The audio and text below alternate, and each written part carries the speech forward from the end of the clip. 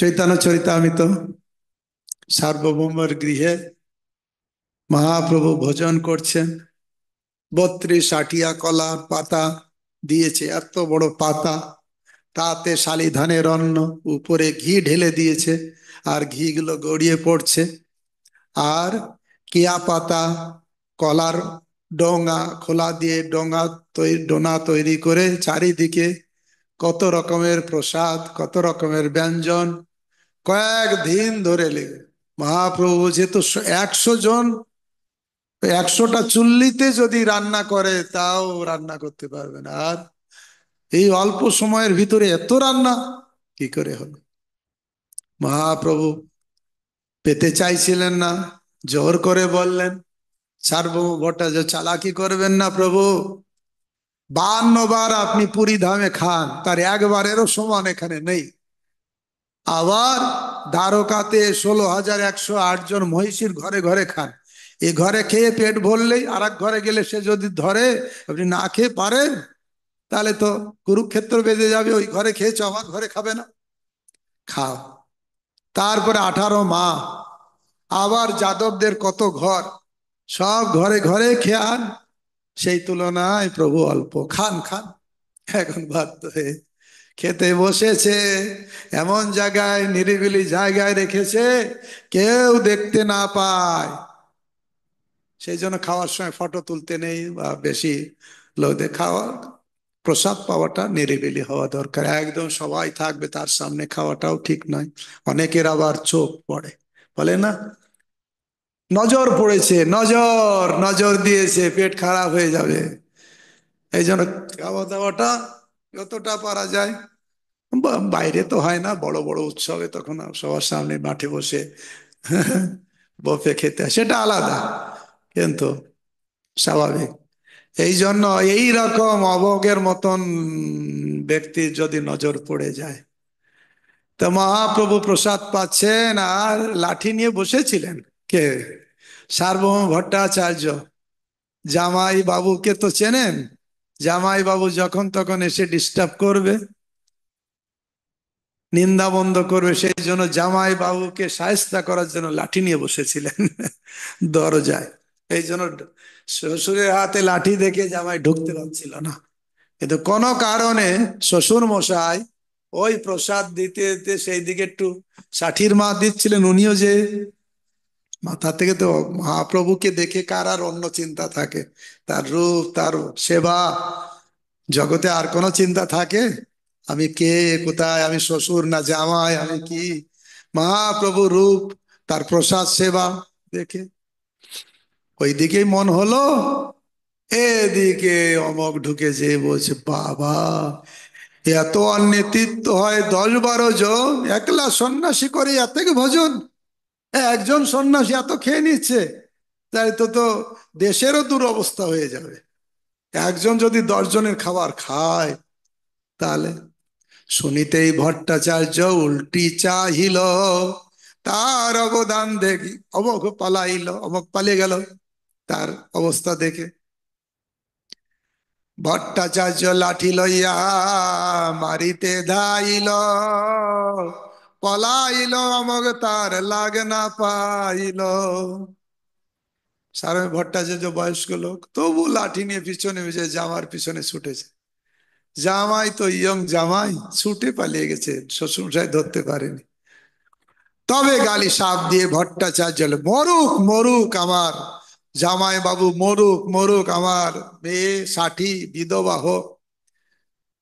আর মহাপ্রভু হাসতে লাগলেন।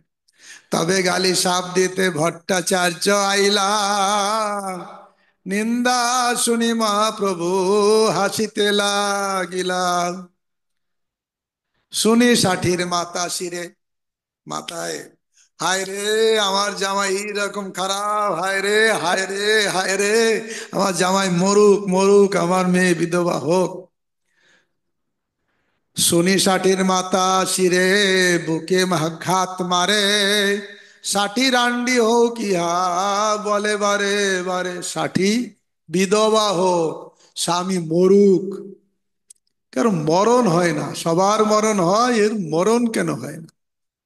এরকম গালি দেয় না? দুহার দুঃখ দেখি প্রভু, দুহা প্রভু দিয়া দেখছে সার্বভৌম ভট্টাচার্য, ষাঠির মাথা খুব দুঃখিত। আর মহাপ্রভু, না না না, ঠিক আছে, আর বাচ্চা বলে ফেলেছে, যাক যাক, কোনো চিন্তা করবেন না, না আমি কিছু মনে করিনি, আমি কিছু মনে করি। কিন্তু মহাপ্রভু কারণ প্রসাদ না পেলে আরো তুষ্ট আরো দুঃখ পাবে, সেই জন্য দুহার দুঃখ দেখি পুয়া প্রভু, দুহা প্রভু দিয়া, দুহার ইচ্ছাতে ভোজন কইল তুষ্ট হইয়া, আসমন করাইয়া ভট্ট দিল মুখবাস, তুলসী মঞ্জরি লবঙ্গ এলাচি রসভাস। দেখুন মুখ শুদ্ধি, অন্য কিছু না। তুলসী মঞ্জরি, তুলসী মঞ্জরি, লবঙ্গ, প্রতিদিন একটা লবঙ্গ, এলাচ খেলে অনেক উপকার, লবঙ্গ খেলে অনেক উপকার, দাঁতের উপকার, মুখের উপকার, এসবই বৈদিক সে, এ কোনো কিছু খারাপ নয়।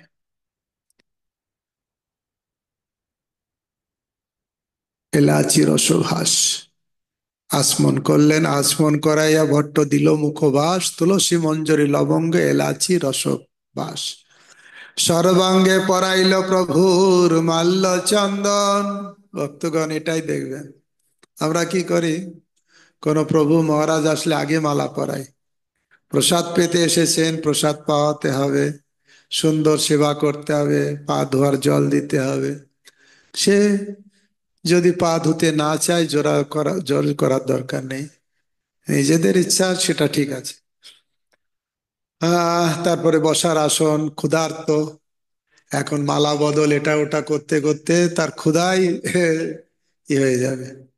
একবার দেখছিলাম, লাল গোবিন্দ প্রভু বলছিলাম, লোকেরা বোঝে না, হয়তো দুপুর হয়ে গেছে, গড়িয়ে গেছে, আসতে দেরি হচ্ছে, প্রভুরা এই রিসিপশন করো, এই করো, আবার একটু পুজো করো, আর পেটে তো পুজো চলছে, যে হই হুল্লাল চলছে, তখন ওই পুজোর দিকে কে শ্রদ্ধা করছে, কে প্রণাম করছে, ওই দিকে মন থাকে না, পেটের দিকে মন থাকে।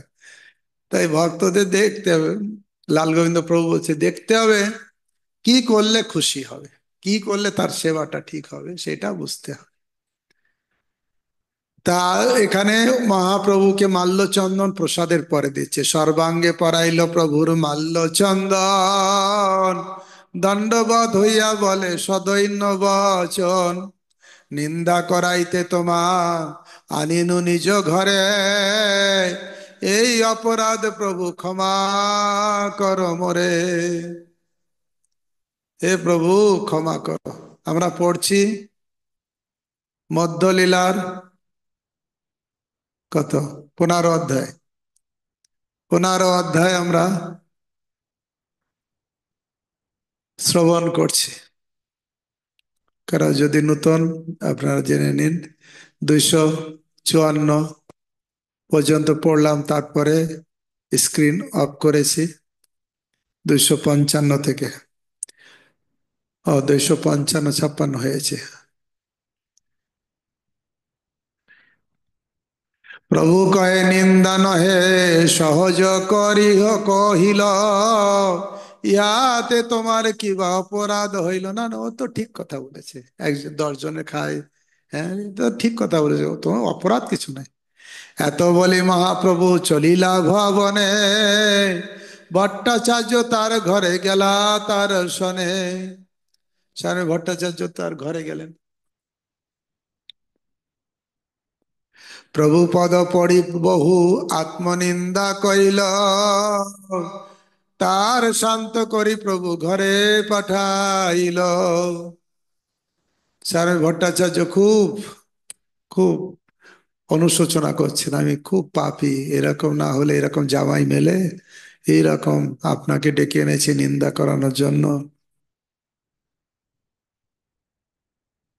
এই ছোট্ট লাইটটা অফ করে দিন, টিউব লাইট ওই পাশে, একদম এই সাইডে, হ্যাঁ একদম, হ্যাঁ ঠিক আছে।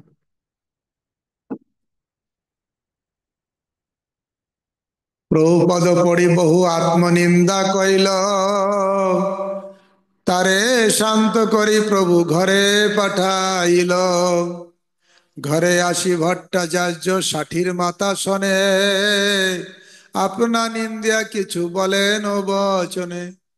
ষাঠির মাতাকে স্বামী ভট্টাচার্য বলছেন, চৈতন্য ঘোষার নিন্দা শুনিল যাহা হইতে, তারে বধ কইলে হয় পাপ প্রায়শ্চিত্ত। তারে যদি আমি বধ করি, মাথা থেকে ধরটা আড়াক করি। দেখুন এখানে আমরা ভাগবতে শুনছি হিরণ্যকশিপুর প্রহ্লাদের ধর থেকে মুন্ডটা আলাদা করতে চাইছে, এখানে সার্বভৌম ভট্টাচার্য যে জামাইয়ের মুন্ড আলাদা করবে, বলে মারলে আমাদের ক্ষতি নেই, প্রায়শ্চিত্ত হবে। এই একটা কারণে, আর ওটা আর একটা কারণে, পুরো কারণ দুটোই আলাদা। এটা মহাপ্রভুর সন্তুষ্ট বিধানের জন্য, যে প্রভুর নিন্দা করেছে, যে নিন্দা করেছে তার জিহ্বার টেনে ছিঁড়ে ফেলে দেওয়া উচিত, তাকে সেখানে মার্ডার করা উচিত, তাহলে প্রায়শ্চিত্ত হবে। আমি কানে শুনেছি, আমার এই প্রায়শ্চিত্তর কি ফল, প্রায়শ্চিত্ত কিভাবে করব, এইভাবে আলোচনা করছে। জামাইকে মারব, যদি বধ করি তাহলে আমার প্রায়শ্চিত্তটা হবে, কারণ আমার মহাপ্রভুর সামনেই মহাপ্রভু নিন্দা শুনলাম। হরিভক্তি বিলাসে বলা হয়েছে, কেউ যদি উত্তম বৈষ্ণবকে উপহাস করে, তাহলে তার সমস্ত পুণ্য কর্ম, ধন সম্পদ, যশ, পুত্র বিনষ্ট হয়। বৈষ্ণবকে উপহাস করলে পুত্র মরে যায়, যশ নষ্ট হয়, ধন সম্পদ নষ্ট হয়, পুণ্য কর্ম তো চলেই যায়। বৈষ্ণবরা সকলে মহাত্মা, যে তাদের নিন্দা করে সে তার পিতৃপুরুষ সহ মহারৌরবে পতিত হয়। যে বৈষ্ণব নিন্দা করে, কেউ যদি বৈষ্ণবকে হত্যা করে, নিন্দা করে, বা তার প্রতি ঈর্ষাপরায়ণ হয়, ক্রুদ্ধ হয়, বা অভিনন্দন না করে, অথবা তাকে দেখে হর্ষ অনুভব না করে, তাহলে সে নরকে পতিত হয়। দেখুন, বৈষ্ণবকে দেখে যদি একটু মনে মনে আনন্দ যদি না হবে, এই এই বৈষ্ণবটা, এই বৈষ্ণবটা না, এই যদি রাগ হবে, তাহলে বুঝতে হবে আপনাকে নরকের রাস্তা খুলে গেছে। বৈষ্ণবকে দেখে মনে মনে খুশি হতে হবে, নিন্দা তো করা যাবে না, তাকে অভিনন্দন। হরে কৃষ্ণ প্রভু, হরে কৃষ্ণ।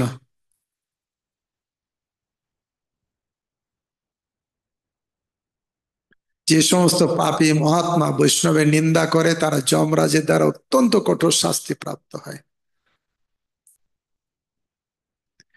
যে বিষ্ণু তার ভক্তের নিন্দা করে, তার শত জন্মার্জিত পুণ্য বিনষ্ট হয়। ভগবানকে নিন্দা করলো, ভক্তকে নিন্দা করলো, 100 জন্ম ধরে যা পুণ্য করছে শেষ। সে কুম্ভিপাক নর নামক ভয়ঙ্কর নরকে পৌঁছতে থাকে, এবং যতদিন পর্যন্ত সূর্য চন্দ্র বিরাজমান থাকে, ততদিন পর্যন্ত কীটেরা তাকে খেতে থাকে। সেই জন্য চাপাল গোপালকে বলেছিল, এখানে আর কি কষ্ট, অনন্তকাল তোকে নরকে পচে খাওয়াবো, কীট দিয়ে খাওয়াবো। তাই যে বিষ্ণু এবং বৈষ্ণবের নিন্দা করে, তার মুখ পর্যন্ত দর্শন করা উচিত নয়। কোন অবস্থাতেই সেই প্রকার মানুষের সঙ্গ করা উচিত নয়। কালকে না কবে একজন প্রশ্ন করছিল না, যে প্রভু, হঠাৎ কোন বৈষ্ণব যে খুব নিন্দা বন্ধ করে, সে আমার বাড়িতে আসলো, কি করব, তাই না? হ্যাঁ, আমি কি উত্তর দিয়েছিলাম যেটা মনে পড়ছে, যে হ্যাঁ, তাকে সম্মান করবেন, কিন্তু সে হরি কথা বলছে, সেখানে শুনবেন না, বলুন অন্য একটু কাজ আছে কিছু। হ্যাঁ, চলে। আর সে খারাপ বলে আপনি তাকে খারাপ নিন্দা বন্ধ করবেন না। যেজন কৃষ্ণ ভজে সে বড় চতুর। আমরা প্রায় জননিবাস প্রভুর উদাহরণ দিই, হেড পূজারী। কোন জায়গায় হয়তো কথা হচ্ছে, কেউ একটু নিন্দা করেছে, টুক করে উনাকে আর ওই জায়গাতেই দেখা যাবে না, কোথায় পালিয়ে গেছে। ভগবান এবং ভগবানের ভক্তের নিন্দা শোনা মাত্রই কেউ যদি তৎক্ষণাৎ সেই স্থান পরিত্যাগ না করে, তাহলে তিনি ভক্তি মার্গ থেকে অধঃপতিত হয়। নিন্দা শুনছে, আর টেস্ট পাচ্ছে, আরেকটু বলো, আরেকটু। কেউ একটু নিন্দা করছে, আরেকটু বাড়ি দিল, হ্যাঁ আমিও তো জানি, তখন ও বলতে আরো প্রভু তো টেস্ট পাচ্ছে, আমি আরেকটু বলি, আরেকটু বলি। না, তাতে ভক্তি নষ্ট হবে। কেউ হয়তো ভুল করে বলে ফেলছে, আর আমি তাতে আরেকটু ঘি ঢাললাম, আগুন সে জ্বালাচ্ছে, আর একটু আমি একটু, আর একটু ঘি, হ্যাঁ প্রভু বা মাতাজি আপনি যা বলছেন না সত্যি, ওই ভক্তটা খুব, হ্যাঁ তখন ও বলতে আর একটু সুযোগ পাবে।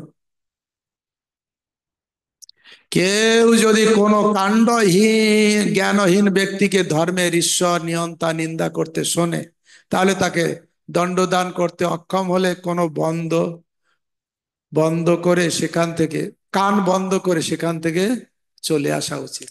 হয়তো কেউ নিন্দা করছে, শ্রী বিষ্ণু শ্রী বিষ্ণু, কিন্তু কেউ যদি তাকে হত্যা করতে সক্ষম হয়, তাহলে সে নিন্দুকে জিহ্বা কেটে তাকে হত্যা করা উচিত। নিন্দা করছে বৈষ্ণবের, যদি আপনার ক্ষমতা থাকে জিহ্বা টেনে ছিঁড়ে তাকে হত্যা করা উচিত, তারপর নিজের প্রাণ ত্যাগ করা উচিত। তিনটে জিনিস। প্রথমে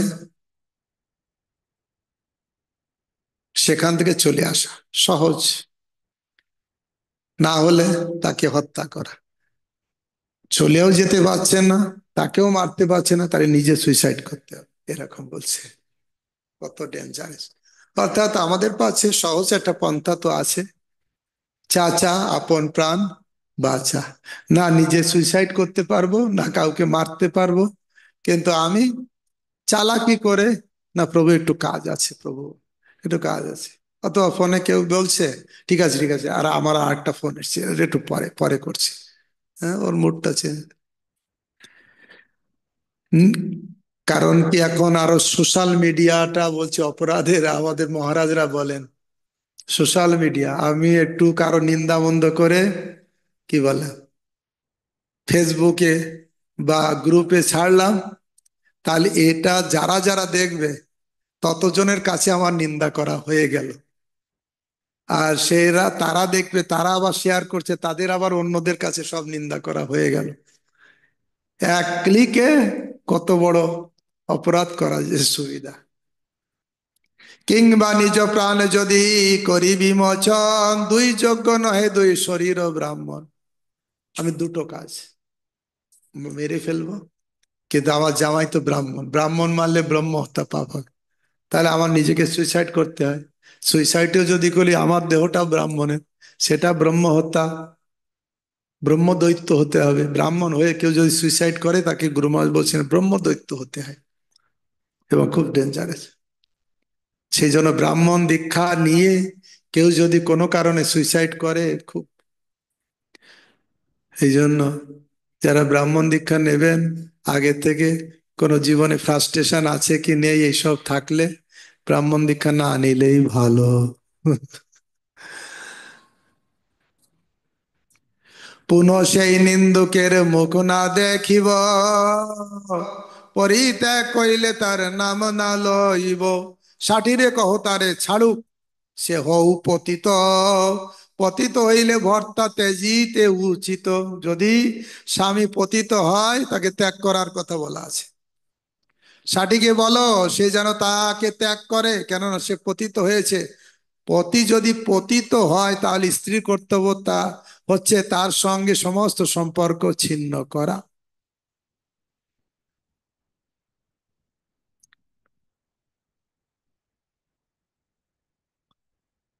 আততায়ী যদি বেদান্ত শাস্ত্রে মহাপণ্ডিত হয় তবু তাকে বধ করা উচিত, কেননা সে জিজ্ঞাসা পরায়ণ হয়ে হত্যা করেছে।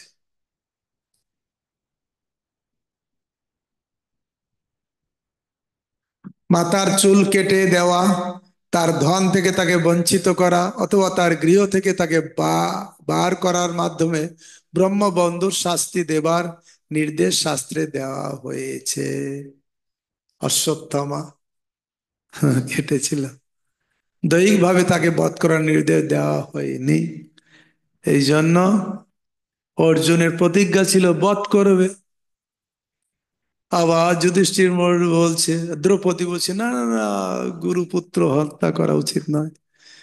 কৃষ্ণ বলছে দুটোই করতে হবে, দ্রৌপদীর কথাও শুনতে হবে, আবার ভীম বলছে মারো, একেবার গালি টালি দিয়ে বলছে এ তো বাচ্চাদের মেরেছে, মার, ওর মারলে কিছু হবে না, ওর কথা আর তোমার প্রতিজ্ঞা মারতে।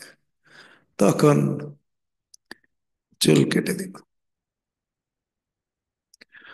পতিতঞ্চ পতিত ত্যাজেত, পতি যদি অতঃপতিত হয় তাহলে তার সঙ্গে সম্পর্ক ছিন্ন করা উচিত।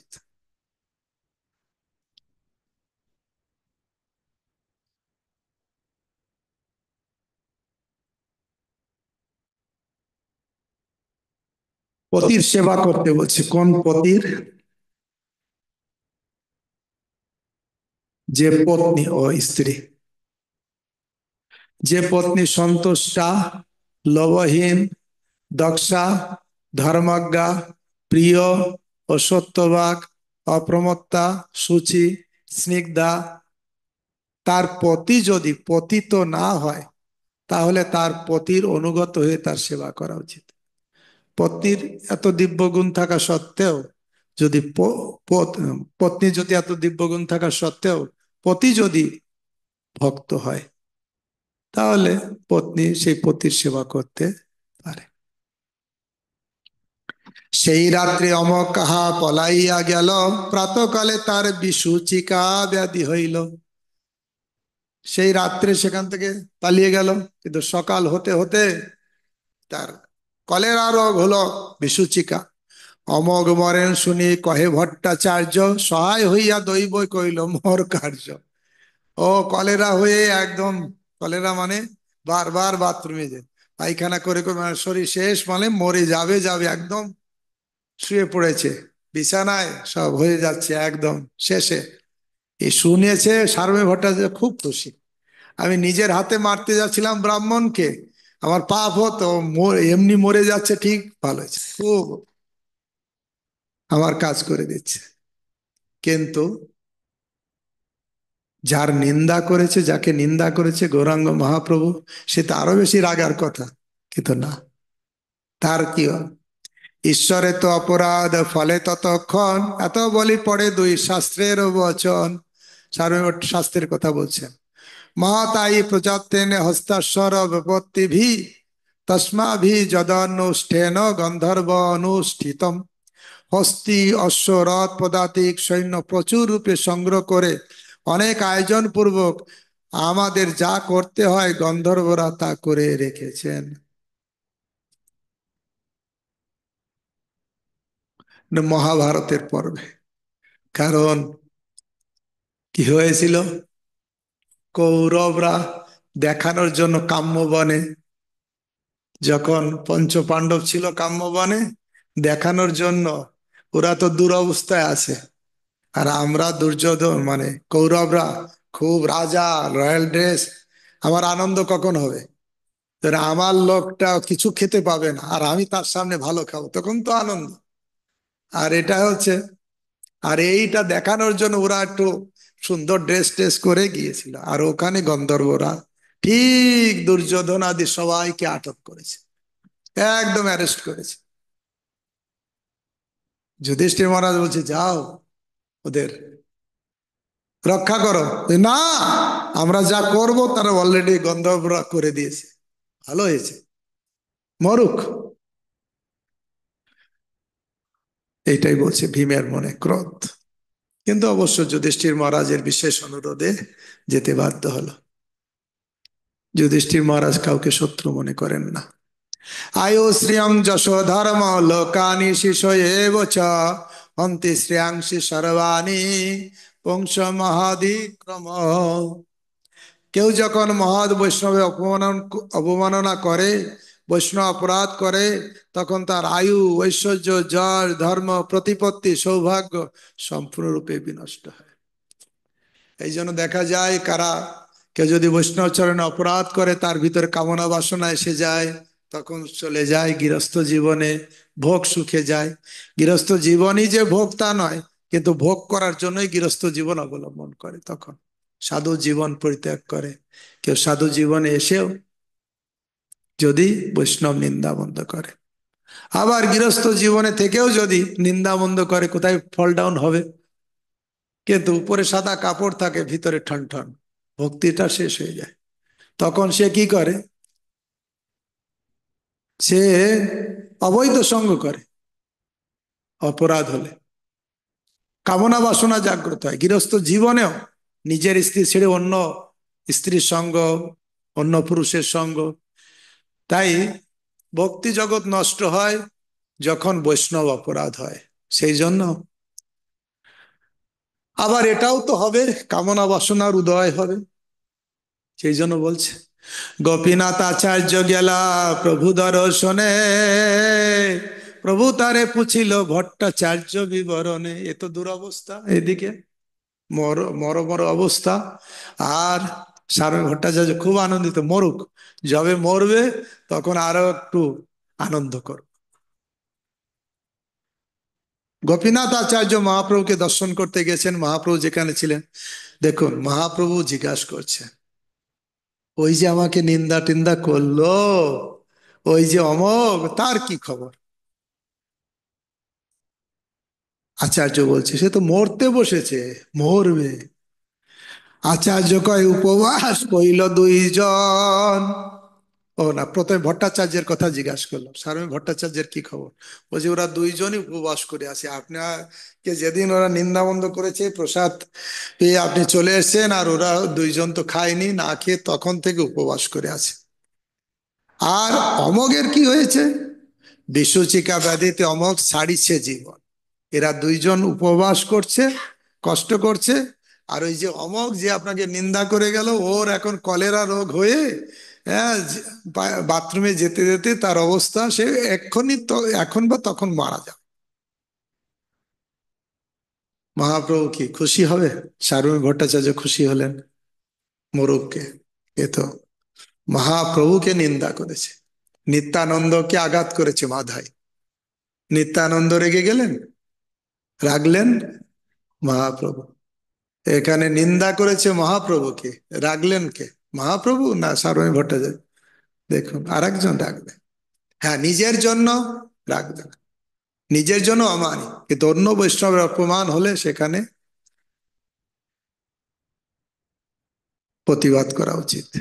শুনি কৃপাময় প্রভু আইলা ধাইয়া, অমগেরে কহে তার বুকে হস্ত দিয়া, এরকম বুকে হাত দিয়ে মহাপ্রভু দৌড়েই চলে এসেছে, মরতে বসেছে, শুনেছে একদম। ও, অমক তো একদম উঠতে পারছে না, একদম শুয়ে আছে। এই যায় যায় অবস্থা, মর অবস্থা, ধুক ধুক ধুক ধুক করছে নাড়ি। সেখানে মহাপ্রভু এসে তার বুকে এরকম হাত দিয়েছে। হাত দিয়ে কি বলছেন? সুন্দর কথা বললেন। ব্রাহ্মণের হৃদয়টা নির্মল হওয়ার কথা, পবিত্র হওয়ার কথা সেখানে, কেন চণ্ডালী? চণ্ডাল সহজ নির্মল এই ব্রাহ্মণ হৃদয়, কৃষ্ণের বসতি যোগ্য স্থান হয়। এই স্থানটা হচ্ছে নির্মল, এই স্থান হচ্ছে কৃষ্ণের বসার জায়গা। আর সেখানে যদি হিংসারূপ চণ্ডাল সেখানে থাকে, কত খারাপ। তাই বলছেন, মাৎসর্য চণ্ডাল কেনে ইহা বসাইলে, পরম পবিত্র স্থান অপবিত্র কইলে। মাৎসর্য রকম, মাৎসর্য মানে পর দুঃখে সুখী, পর সুখে দুঃখী, মাৎসর্য। ভালো খেতে দেখলে আমার রাগ হয়ে, ওরা ভালো খাচ্ছে, দেখবি আর জ্বলবি, লুচির মতন ফুলবি। মাৎসর্য চণ্ডাল বেশিরভাগ মানুষের, আমার তো ভিতরে অনেক। মাৎসর্য চণ্ডাল কেন ইহা বসাইলে, মহাপ্রভু বুকে হাত দিয়ে অমককে বলছে, আরে এই জায়গায় কেন মাৎসর্যর চণ্ডাল বসালে? তোমার পবিত্র জায়গা অপবিত্র করলো। ব্রাহ্মণের জায়গাটা পবিত্র থাকার কথা। সার্বভৌম সঙ্গে তোমার কলুষ হইল ক্ষয়, কলমশ ঘুচিলে জীব কৃষ্ণ নাম লয়। তুমি তো সার্বভৌম জামাতা, তোমার তার শুদ্ধ ভক্তের সঙ্গ করে তোমার তো কলুষ নাশ হওয়ার কথা, তোমার তো কলুষ চলে গেছে, তবু এই চণ্ডালকে বসাচ্ছ কেন? এই কলুষ যার চলে যায় সে কৃষ্ণ নাম করে। এবার ওঠো, ওঠো, ওঠো অমক। উঠতে পারছে না, কিন্তু মহাপ্রভু বলছে, ওঠো, ওঠো অমক, তুমি লও কৃষ্ণ নাম, অচিরে তোমারে কৃপা করিবে ভগবান। আমাদের সবাইকে বলছে, মাৎসর্য থেকে উঠে আসো, হিংসা থেকে উঠে আসো, ওঠো, জীব জাগো, জীব জাগো, আর কৃষ্ণ নাম নাও। তাহলে কি হবে? অচিরে তোমারে কৃষ্ণ করিবে ভগবান, কৃপা করবেন, ভগবান কৃপা করবেন। মাৎসর্য ছেড়ে, হিংসা গর্ব ছেড়ে দিয়ে হরিনাম করতে হবে। শুনি কৃষ্ণ কৃষ্ণ বলি অমোঘ হয়ে উঠিল। এবার হরে কৃষ্ণ কৃষ্ণ কৃষ্ণ হরে হরে, হরে রাম রাম রাম হরে হরে। হরিনাম করতে করতে, কৃষ্ণ কৃষ্ণ বলতে বলতে অমোঘ দাঁড়িয়ে পড়ল। শুধু দাঁড়ালো না, মহাপ্রভুর স্পর্শ, যে স্পর্শ পেলে মাধাই জগাই তারা এতকালের পাপী, আর এতই একটা দুটো নিন্দা করেছে, অত পাপ, সেই নাচতে থাকে, আর এই অমোঘ নাচবে না? একদম যখন আমরা আগে বলেছি, পরশ পাথর স্পর্শ করলে লোহা আর লোহা থাকতে পারে? এক মুহূর্তেই সোনা হয়ে যায়। এত হিংসুক, এত অসুর প্রকৃতির লোক যে মহাপ্রভুকেও নিন্দা করতে পারে। এই রকম জঘন্য ব্যক্তি ও মহাপ্রভুর কৃপা পেয়ে কি করেছে? শুনি কৃষ্ণ কৃষ্ণ বলি অমোঘ উঠিল, প্রেম উন্মত্তে মত্ত হইয়া নাচিতে লাগিল। হরিব, হরিব, হরিব। মহাপ্রভুর স্পর্শ, এই স্পর্শ যদি আমরা একটু পেতাম, আমাদের জীবন ধন্য হয়ে যেত। দর্শন পেলেই জীবন ধন্য। শুধু তাই নয়, আলাদা করে আনতে হয়নি, অটোমেটিকলি অষ্টসাত্ত্বিক বিকার, কম্প শ্রুপুলক স্তম্ভ সেদ সরভে ভঙ্গ, প্রভু হাসে দেখি তাহার প্রেমের রঙ্গ। তে নাচছে, হরিনাম করছে, যে মুখে নিন্দা করতো সেই মুখে এখন হরিনাম। আর যে মরতে যাচ্ছিল, একদম মরমর উঠতে পারছিল, সে নাচছে। আর শুধু নাচছে না, তার চোখে জল, অশ্রু, শরীরে কম্প হচ্ছে, পুলক হচ্ছে, আনন্দে সে অশ্রু কম্প পুলক দিব্য ভাবে নৃত্য করছে। আর মহাপ্রভু হাসছে, মহাপ্রভু হাসছে, প্রভু হাসে দেখি তার প্রেমের তরঙ্গ। বাবা আনন্দ পায় সন্তান যখন ভালো কিছু করে, তো ভক্ত যখন উন্নত হয়, ভগবানের আনন্দ হয়।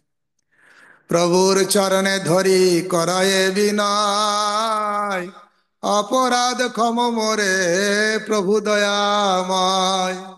এই ছাড় মুখে করিন তোমার করিনু নিন্দন, এত বলি আপন গালে চড়ায় আপন নিন্দনে, এত বলি আপন গালে চড়ায় আপনে। এরকম চড় মারছে, আত্মশ্লাঘা। যখন দেখবেন কারো হৃদয় শুদ্ধ হয়, তখন সে তার ভুলটা বুঝতে পারে। কিন্তু আপনি যাদের হৃদয় শুদ্ধ নেই, হাজারটা ভুল করবে, 10,000 লাখ লাখ ভুল করবে, তখন বলে কি করেছি? কিছুই করিনি, ঠিক করেছি, ভালো করেছি। আর যখন হৃদয় শুদ্ধ হয়ে যাবে, একটু কিছু ভুল হলেও আফসোস করে, এ হচ্ছে ভক্তের লক্ষণ। নিজের ভুল দেখে, অভক্তের লক্ষণ অপরের ভুল। সে এমন চড়াচ্ছে, চড়াতে চড়াতে গাল ফুলিয়ে দিল, এ নয় দেখানোর জন্য। হ্যাঁ, তুমি এইটা না দিলে আমি বিষ খাবো, বিষ খাবো, দেখা। বিষে তো বিষ নেই, এর অন্য কিছু পুরে নিয়ে এসছে। খেয়ে নিলাম, খেয়ে নিলাম, দেবে তো? সেনকো জুয়েলারি দেবে তো, দেবে তো? হ্যাঁ হ্যাঁ, দেবো দেবো, তুমি খাবে না, এ দেখা। সেটা নয়, এই যে চড় মারছে, মানে সত্যিকালে আত্মশ্লাঘা, একে বলে আত্মশ্লাঘা। চড়াইতে চড়াইতে গাল ফুলাইল, হাতে ধরি গোপীনাথ আচার্য নিষে দিল। গোপীনাথ আচার্য সঙ্গে ছিল, একদম হাত ধরছে, এই আর না। প্রভু আশ্বাসন করে স্পর্শী তার গাত্র, সার্বভৌম সম্বন্ধে তুমি মোর স্নেহ পাত্র। তো গায়ে হাত দিয়ে দিয়ে বলছে, আরে এটা করো না, তুমি আমার স্নেহের পাত্র কেন? তুমি সার্বভৌম ভট্টাচার্য, তার জামাতা। দেখুন, কোনো না কোনো ভাবে কোনো ভক্তের সঙ্গে যদি কিছু কানেকশন আসে, তাহলে ভগবান ঠিক ওই ভক্তের কৃপাতে তার সঙ্গে যে কানেক্টেড তাকেও কৃপা করে। সে যদি নিন্দুকও হয়, সে যদি পাষণ্ডীয় হয়।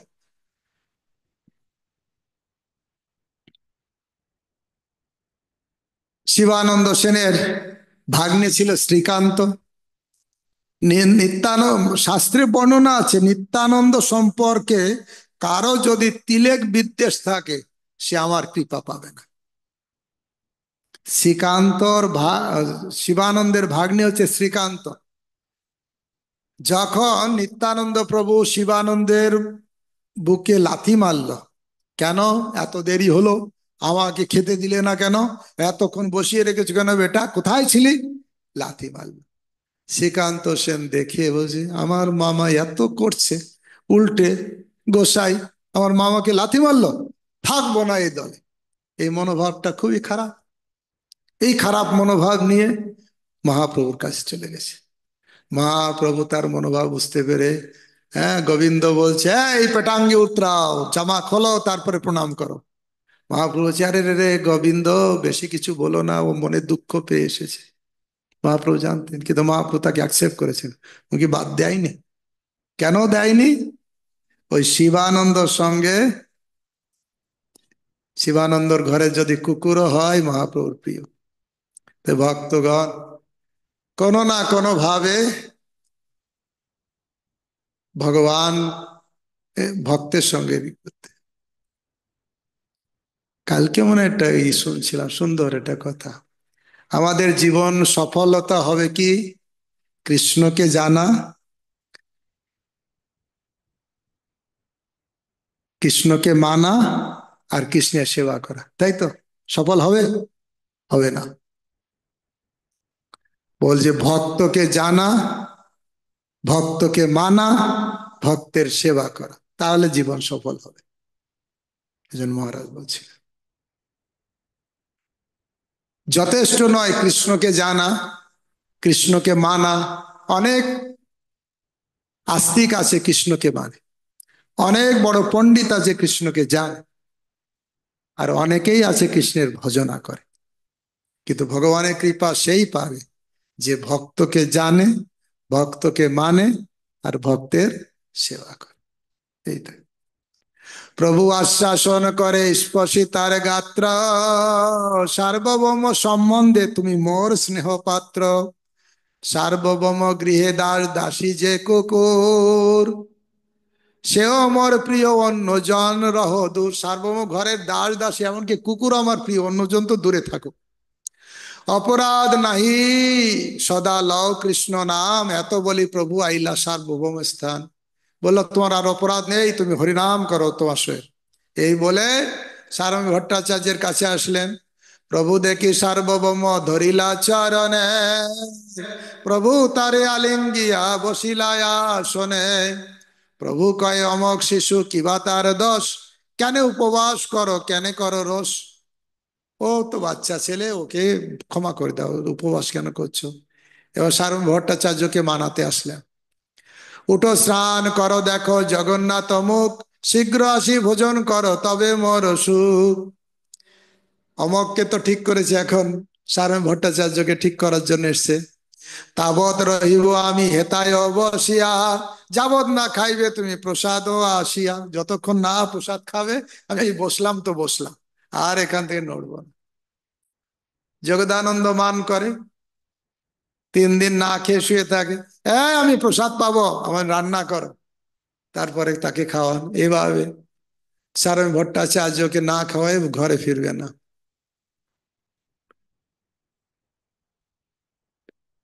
প্রভুপদ ধরি ভট্ট কহিতে লাগিলা, মরিতে অমক কেন, কেন জিয়াইলা? তাকে মরতে বসেছিল, তাকে কেন বাঁচালে প্রভু? এ ঠিক করলেন না। প্রভু কয়, অমক শিশু তোমারও বালক, বালক দোষ না লয় পিতা, তাহাতে পালক। ও বালক, ও কিছু করেছে, তোমার দোষ নেওয়া উচিত নয়। তুমি তো তার পালক। এবে বৈষ্ণব হইল তার গেল এখন সে বৈষ্ণব হয়ে গেছে, দেখো দেখো, তার উপরে এবে করো প্রসাদ, তাকে কৃপা করো। ভট্ট কয়ে চলো প্রভু ঈশ্বর দর্শনে, স্নান করি তাহা মুই আসিছ এখনে।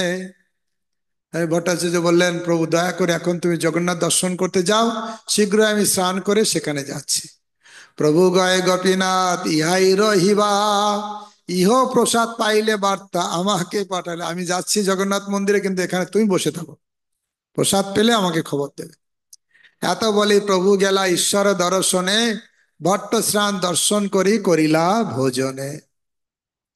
সেই অমোঘ হইল প্রভুর ভক্ত একান্ত, প্রেমে নাচে কৃষ্ণ নাম লয় মহাসক্ত।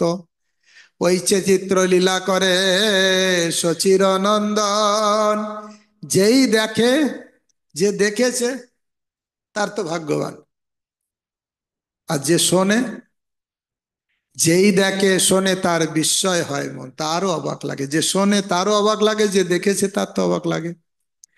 ওইচে ভট্ট গৃহে করে ভোজন বিলাস, তার মধ্যে নানা চিত্র চরিত্র প্রকাশ। সার্বভৌম ঘরে এই ভোজন চরিত্র, সার্বভৌম প্রেম যা হইলা বিদিত।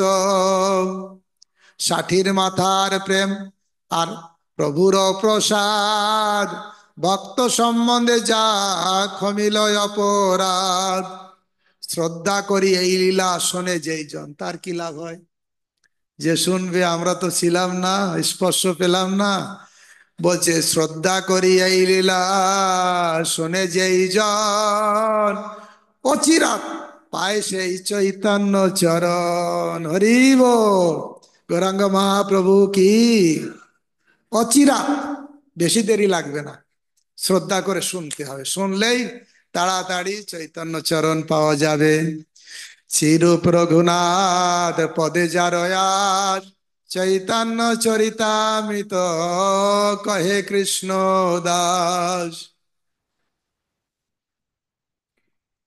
হরে কৃষ্ণ কৃষ্ণ কৃষ্ণ হরে হরে, হরে রাম রাম রাম হরে হরে। আমি ভাবছিলাম আজকে একটু আগে ছাড়বো, হয়ে গেল আর একটু দেরি। আবার একটু আর্জেন্ট একটা মিটিং আছে, সেই জন্য প্রভু মাতাজিগণ কোনো প্রশ্ন উত্তর হবে না। বৈষ্ণব প্রণাম, সারমী ভট্টাচার্যের চরণে প্রণাম, অমোঘের চরণে প্রণাম, গোপীনাথ আচার্যের চরণে প্রণাম, আর বাকি সব বৈষ্ণববৃন্দ চরণে প্রণাম। कल्पतरुश्च कृपा सिन्धुर्वैव च पतितानां पावनेभ्यो वैष्णवेभ्यो नमो नमः। जय श्री प्रभुपाद की जय, श्री गुरु महाराज जय, श्री पद्मनाभ जी गौर भक्तवृंद को अनंत कोटि वैष्णव जय, श्री कृष्ण चैतन्य प्रभु नित्यानंद श्री अद्वैत गदाधर शिवासादि गौर भक्त। हरे कृष्ण कृष्ण कृष्ण हरे राम हरे राम राम